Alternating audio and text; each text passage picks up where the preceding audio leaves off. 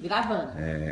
Minha cabeça está ficando branca de tanta preocupação, como é que vai viver essa nova geração, que a gente chama para trabalhar, mas eles não querem não. Só quer saber de comer e dormir e assistir televisão. Toda hora que eu olhar para eles, está com um celular na mão, a gente fala com eles não dão nem atenção. É num tal de zap-zap, buscando informação, lá naqueles presídios, onde está aqueles grandão, com o bolso cheio de dinheiro, ali todo bonitão. Um nome muito feio que o pobre não tem não. Eu não posso falar para não estragar a nossa gravação.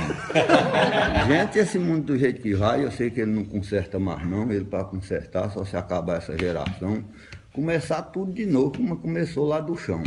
As mulheres voltar para a roda, para fiar o algodão, para os homens ir para a roça, naquele citongão, limpar a terra para plantar arroz, milho, mandioca e feijão.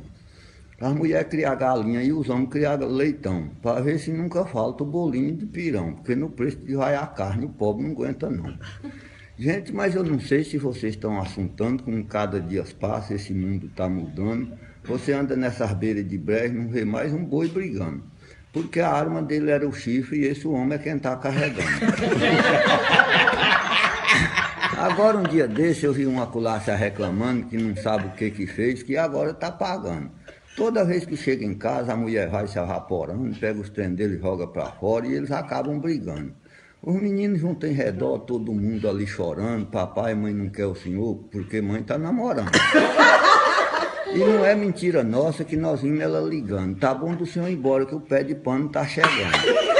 Ele arruma a boroquinha para trás, já vai voltando, chega em casa, arma uma rede para dentro e já vai passando. Mas naquela solidão a vida ele fica pensando: meu Deus, o trem tá feio, eu acho que eu só me matando, porque aquilo que eu usava, os outros é quem tá usando.